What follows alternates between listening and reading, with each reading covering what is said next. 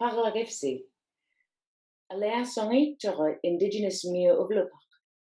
Today we're celebrating Indigenous Peoples Day. I'm Aluk Edwardson. Utkiarvig me ruranga. Utkiarvig me anaungi ruranga. We are thrilled to be here hosting this ancient Iñupiaq and Iñuit history roundtable with three of the best experts that we know of to talk about this subject. We have with us today, we have Saġġan, who is an Iñupiaq storyteller and Indigenous sovereignty expert. We have Kakianaaq, who is an Arctic archaeologist and longtime Utqiagvik resident. We have Aniqsuaq, who is an Iñupiaq historian and cultural expert. All of these people are many, many more things than this. They have been contributing to their respective fields and beyond for a long time. They speak to us as individuals today, and we honor that and respect that and are so grateful. So without further ado, let's jump into an ancient Inuit roundtable with our three distinguished guests, Saġġan, Kakianaaq, and Aniqsuaq. We're talking about what were Inuit doing when Columbus came to America. Right. And looking at the history of Inuit, my work is as an archaeology facilitator has taken us back about 30,000 years over in the Siberian side in the far north, where the Inuit dogs were developed and eventually came over to the Alaskan side. Well, back then it was all one land, so people were moving back and forth quite freely already. But when you're looking at the time of Columbus, it's about the time just prior to contact with the Western world. So already back then, when Inuit, we've gone through a number of climatic changes. One of the recent ones that included the climatic change that eliminated Pleistocene age animals, and this change from hunting land animals to become marine mammal hunters. So that's been pretty much recorded. Over on the Siberian coast, we have whale hunting that's taken place 18,700 years ago, based on the DNA study of the whale bones that are still the remnants of an earlier culture. We've gone through a time of flood about 10,000 years ago. To move forward in time, Inuit were up here. We had grown into quite a successful hunting culture, and the remains of on our coasts and inland indicate that Inuit were thriving both inland in the North Slope area and along the coast. Of course, we're in with the Indian community, the Quechin and the Athabascan tribes, where there was trading taking place freely back and forth. By the time Columbus got over here, Inuit were trading for blue beads with the Idelmen. The way to go to Idelmen River in Siberia was to travel through Wrangel Island. In Wrangel Island, there are two villages, one on the north side, which is close by on the bottom of a mountain on the north side, and on the lower side, the remains of a smaller Inuit community that was more on the plains of that mountain, below that mountain, on the southern end. People would go from there, and they would bypass the Chukchi, the event, and the other groups, and travel over to the Idelmen River, whereby they went upriver to trade with the Chinese. for beads, and seems like some of the little bit of metal that they were able to trade for, something that attracted their attention. So that was taking place. Moving forward into the 1600s, 1600s, there were a lot of Iñupiaq on the coast of Siberia. Most of those, the last of those, was in the ruins, the community of Saġġan, which is on the east coast, on the Siberian coast, pretty close to Savunga. Across from Savunga was a tribe called Saġġan, and that group was the last group on the Siberian side to speak the language of Old Point Hope. Stop there for now and let you pick on somebody else. I don't see why you should stop. You're on a roll. Rolling. Well, I'm just looking at a snapshot of time here from the things I have been involved with, and in a lot of it, part of my research on the history and the culture of Inuit, how we became who we are. Perfect. And so it spans a great, the last, how many thousand years. Now, when we Inuit became marine mammal hunters, there's also a story that has been associated to Inuit, and that dealt with the population of other people. In that area, we come upon the story of Saġġan. Saġġan is also known as Sedna, or Tarim Arna, or Tasabsuma Arna, and so on. And it's in the north region. In the high latitudes, that story is pretty much the same all across, but with local variations. But here in that story, there was in the old times, it said that this woman who refused to marry men in her time, the shamans had gathered because her father, being a shaman, but they could not overpower him. And so they felt that they could not also overpower the daughter. So what they did was they put a curse upon the lead dog of this old man to pursue their daughter relentlessly. So by day, he was a part of the dog team. By nighttime, he would turn into the human form to pursue her favors. And finally, she succumbed to that after telling her parents, "This is happening to me," and there was nothing that they could do about it. In time, she had children. It was noted that some of them were of a human form, but they had the behavior of wild dogs. And then the other forms were of the animal form, and those tended to behave more like the humankind. And so there was a little mixture of the both. She lost the favor of her father, and finally, she, in fear of her children, she made a umiak for them and sent them off eastward to fend for themselves. And it is said that some of the members joined the Indian tribes, and others moved on and went beyond the sea.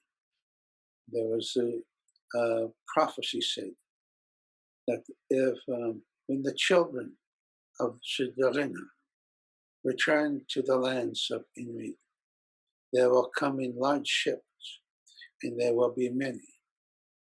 And the way of life for Inuit will change forever when that time comes.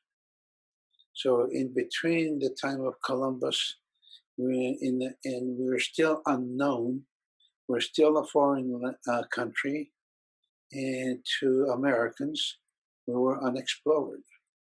Early researches took place to study Inuit culture, to find out the origins of man. What they found was something else. So when Frobisher Bay, moving forward in time into the early 1800s, here comes Mr. Frobisher looking for the Northwest Passage, and to their demise. So in 1820, the first ship that Inuit had seen arrived at Point Barrow. Her Majesty's ship, the Plover, and it was under British command. And they used Point Barrow as a station, the westernmost station in search of the Franklin expedition. And it is from that time forward, Inuit had begun to change and to begin acquiring things like metal. Guns were out of their reach yet because they were a fierce people, and the Europeans were fearful of Inuit getting a hold of guns. So we still hunted in a traditional manner until the late 1800s, when life changed and the whalers were among us.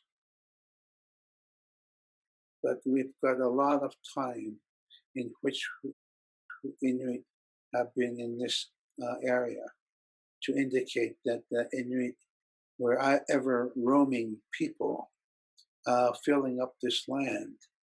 Our DNA indicated that the Inuit have been here at least 8,200 years. Well, the thing is that the people have been here a long, long time, and they adapted with new technology as they became available or being invented by Inuit themselves. So Inuit have been quite a prosperous nation throughout time, even though it was full of savage warfare.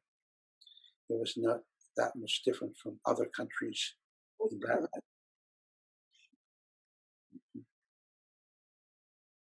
Well, they were.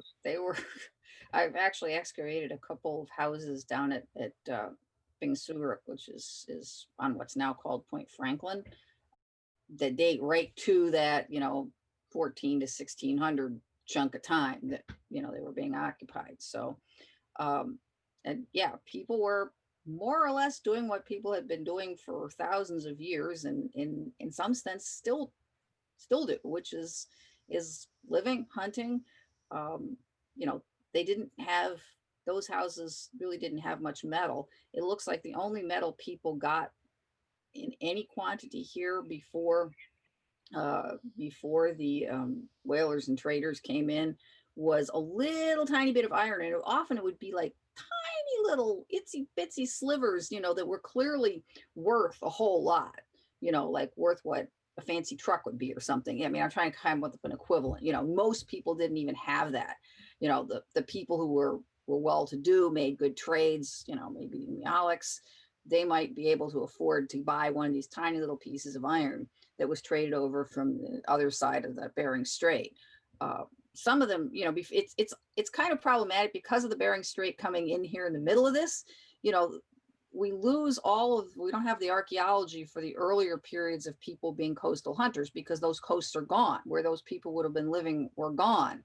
We only have, the parts that were more interior, because that's still interior Alaska, still interior Siberia. And the coast that we now have only showed up, 4,000 to 5,000 years ago, somewhere in there. So, previous coastal cultures, yeah, not so much.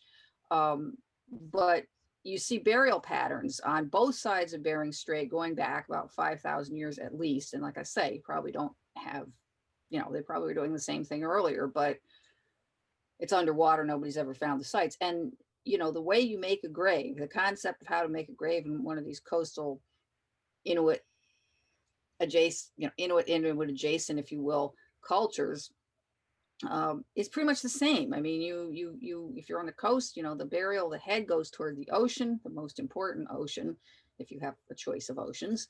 They're on their back or their side. Their knees are usually bent up, which may just be a practical matter because it was so hard to dig a hole without metal shovels. So you could make a slightly smaller hole if you got the person a little squinched up.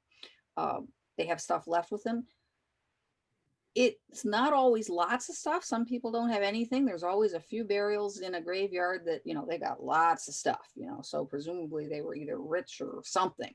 And then you often find other things that you don't, like, for example, Iñupiaq, they all had rocks with them. It took us a while to figure out that the rocks were actually being put in the grave. And we still don't know quite what the point was, whether it's, like now people will, drop a rose on the coffin, whether back then you put a rock in the grave, or whether it was actually a trade, because different places have different attitudes about what you do with the grave goods, what you put with the person. Some places you put stuff that's intact.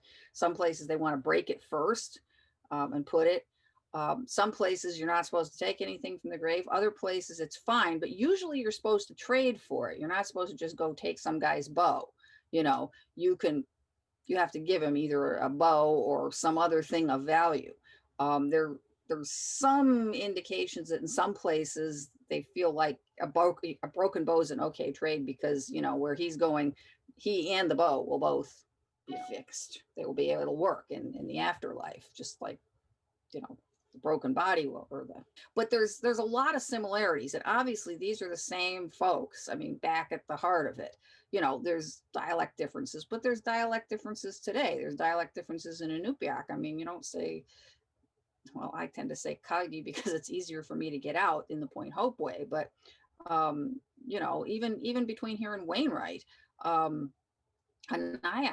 we had to change the spelling on that exhibit every time we shipped it back and forth between Iñupiaq and Wainwright, because there was an AIIA thing in there that, everybody was absolutely, this is the way you spell it. And so we had to just change those two letters every time we shipped it out, because, so it was in the right dialect. So, and that's very, very close. I mean, even back in the day when people traveled by dog sled, that was a couple days travel, maybe. It wasn't some huge trip to Siberia.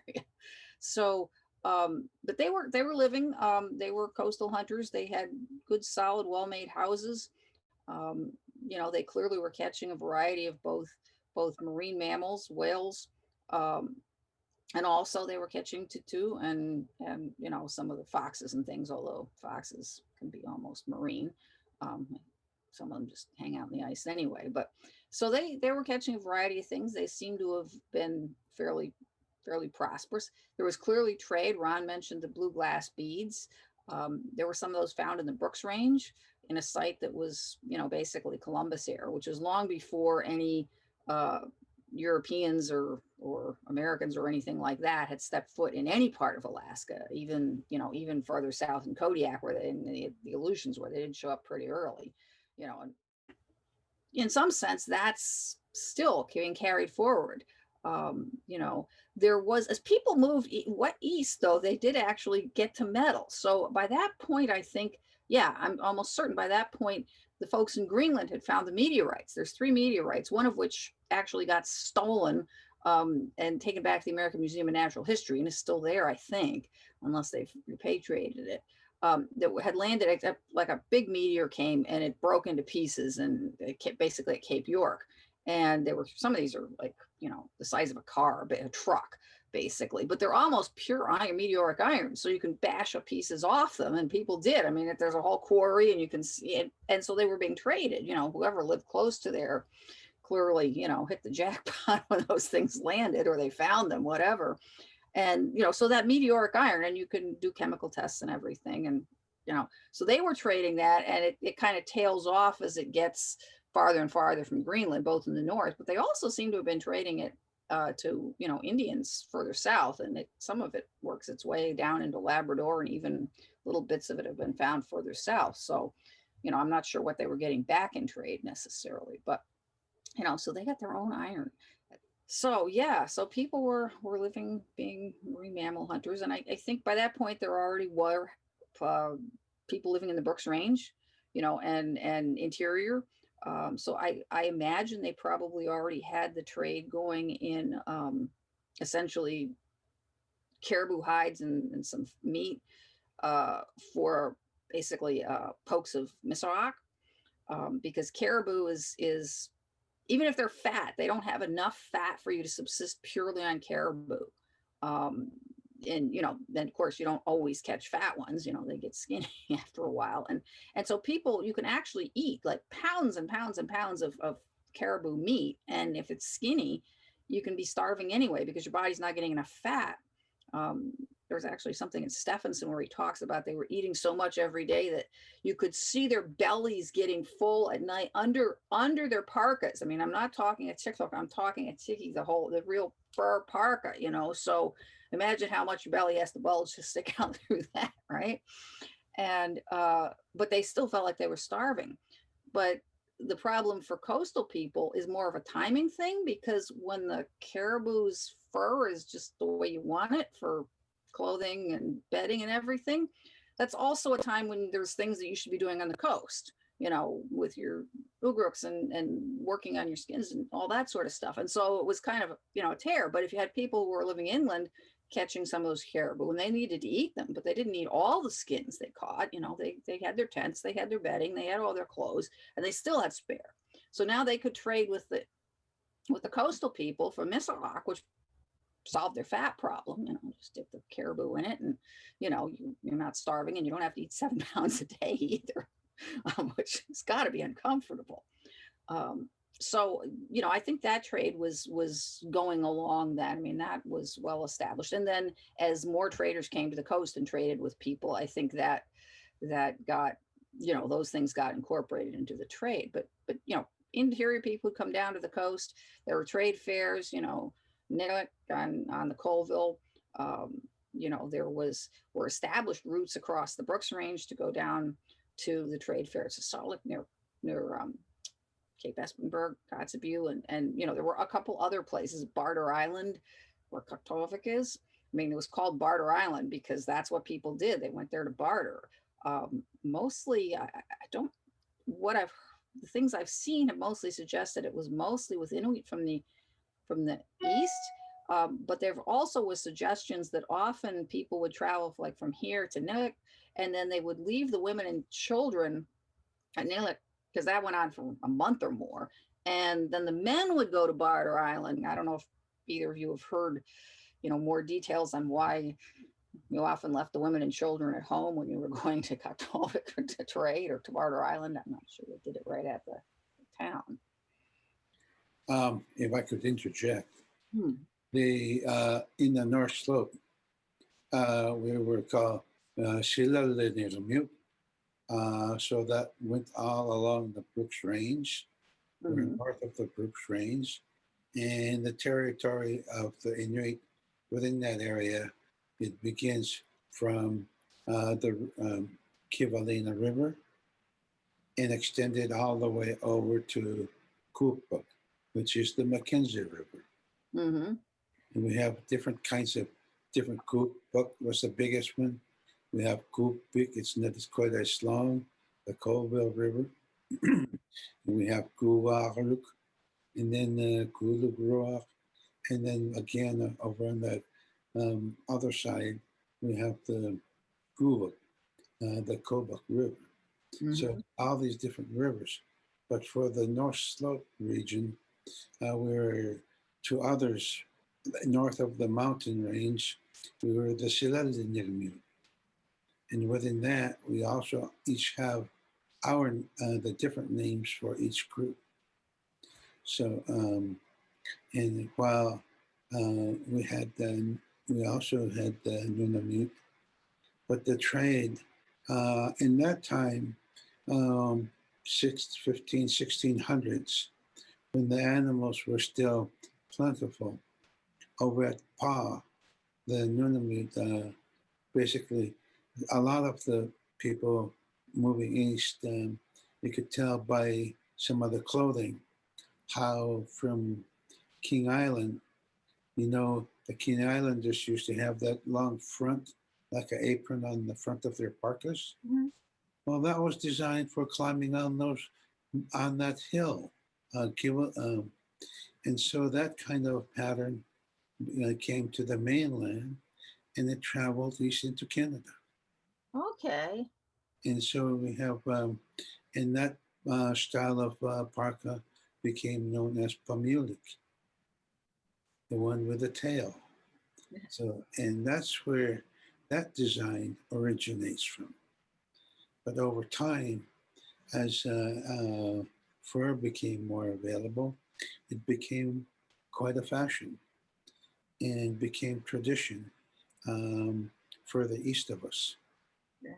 Like they do have more rocky coast there, you know, to come to think of it, a little bit more terrain like King Island. So maybe there was a little practicality underneath it. I hadn't thought about this before, but maybe there was a little practicality underlying the fashion. But on the other hand, you know, fashion is a thing. I mean, just look at Greenland ladies' pants.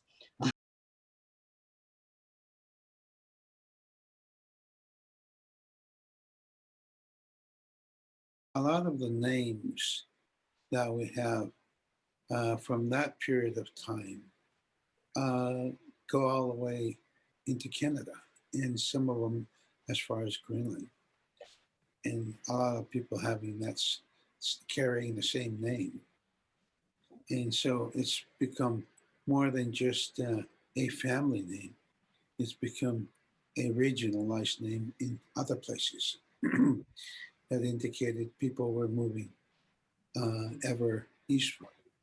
Just think about it. I mean, if there's, you know, war or some big disagreement in a settlement, as Ron's pointed out, people could get pretty unpleasant, you know, so maybe you pick up and, you know, head out to relatives, or at least, you know, maybe you met a friend or something. And trade fairs, I mean, young men and young women getting together. I mean, some of them are going to hit it off, and, you know, then you're live. In most cases, I would guess they probably went to where the man was from, just because he would know the hunting area better than, you know, and so on. So it would probably be more practical to go to his place, you know, plus if there were whaling crews or stuff, you'd have all those ties right there. But well, you know, it also worked the other way around. well, I'm sure it did sometimes for various reasons. When you look at the culture in the Inuit culture, it's there's some practicality in the difference of relationships, where in this society, men and women were more equal to each other. Oh yeah. Yeah, well, no, I mean, I will never forget the second stove in Kate Brower's place, Kate and Tom's place. And I said, oh, that's nice. You got this second stove. And she said, well, no, that's Tom's stove. And I'm like, that's Tom's stove? Because I'm spending a lot of time over there, and I'd never seen Tom use the stove. And well, apparently Tom had gone to Anchorage and seen this stove in a store, decided it would be, he knew she was going to get a new stove. And so he thought this was a good stove and bought it, had it sent up. But this was not the stove that Kate wanted. So when, you know, Kate got down to Anchorage the next time, she bought the stove she wanted, and that's the one she used. You know, and this other one was just sitting there. But you know, that was his side. I always chuckled about the stoves. On Iñupiaq, that place, it had to be over 9,000 years ago that place came to be. Over there, we were hunting woolly mammoths. We were eating woolly mammoths. And they said, out of all the animals we ate, that woolly mammoth had the sweetest marrow out of all the animals we've eaten. And when I was there on top of the mountains, what do you call those piles of rocks that look like people? Iñuqsuaq? Iñupiaq. The piled up rocks look like people. They made them into a V shape. And right where it got together at the end was a cliff that dropped over a mile right down. And that place was a little over a mile from Iñupiaq, from that place. And when I was there with my brother, went to sleep, and then we went back in time. We started dreaming there. And we were sitting around in the house. That's where I get the number over 300,000 people there, because each house where we slept was around a big one in the middle. The big one in the middle was like our living rooms today, like the way we have living rooms. Our karye. And then they went to sleep on the houses going around in the circle. And on the west side, there were dogs on a cliff. There was a cliff, and the dogs were tied up on the west side. On the north side was trees about 6 to 8 inches, to over 10, 15 feet high, stood up all along Iñupiaq River, and then going into the creek, going up toward Colville River. Right over the hill was Colville River, right there like that. And that place, Uluna called Iñupiaq. And that's where that young girl, another young girl and a young man fell in love with each other, but their fathers were at war. One of them was a natural born leader of the town. The other one was an Aniqsuaq. And they were always fighting. And those two young couples could not, they couldn't get together. They tried to make peace with their fathers, but it never worked. So they planned it and they ran away and they went north. They went through Howard's Pass and came on the north side, less than 100 miles south of Wainwright. There was nobody north that time. And while they were there, their population grew to a point where when you went outside your house, outside your front door and looked to the west, you could see the smoke of the next house. And this started from Banks Island all the way to Unanakli on the coast. You could see the smoke of the next house continuous without a break, like that. There were that many. And those people, when the population got that big, Point Hope and Cully got together with their men, they were thinking those Nunamute, and Iñupiaq, they called them Nunamute that time. They were thinking those Nunamute were coming out the ocean and catching their seals and whales from the ocean and making the food less, because the population had grown pretty big. And when it grew that big, that's when I saw an old lady when I was sleeping at Iñupiaq.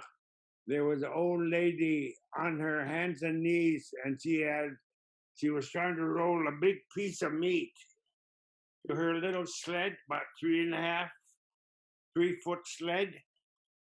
She was trying to put it on, but she couldn't because it was too heavy. So I stopped to give her a hand and helped her put it on her sled. And then she told me, it don't taste very good now because it's old, it was a woolly mammoth, and it was been sitting there a while, and it was starting to rot a little bit. She said, it don't taste very good now, but it'll keep you alive until the young men bring fresh meat. And right that moment, I woke up, and I was standing on the bend of Iñupiaq River, and the whole cliff on the side of it, across the river, were woolly mammoth bones.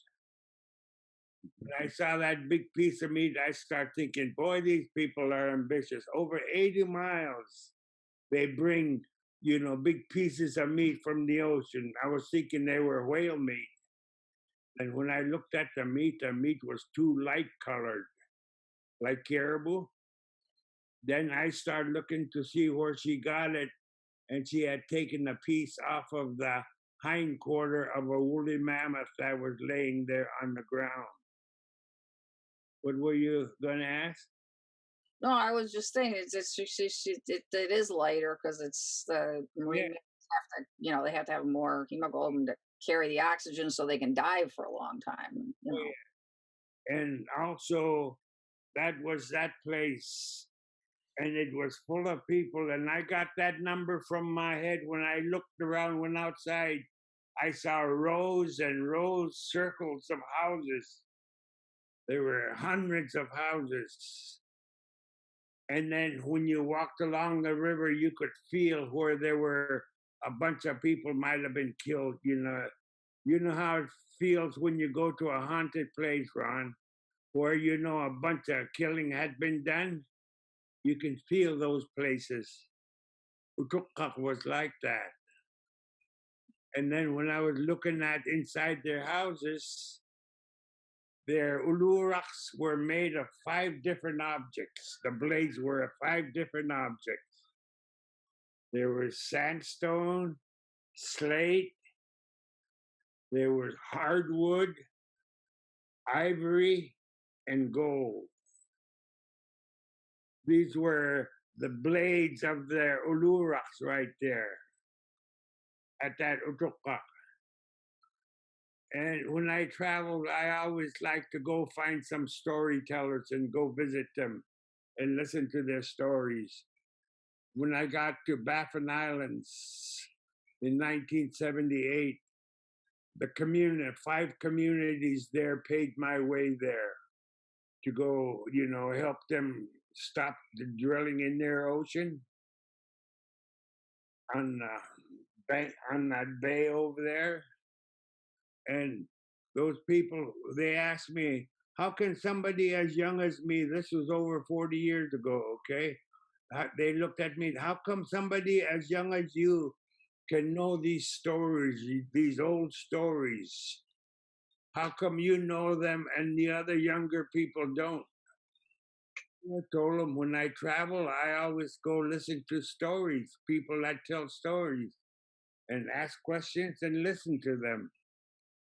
And then Banks Island, the 5 communities in that hearing in Lancaster Sound, they said there were 5 community mayors, and they said they had lived on that island and they came from a place called Iñupiaq.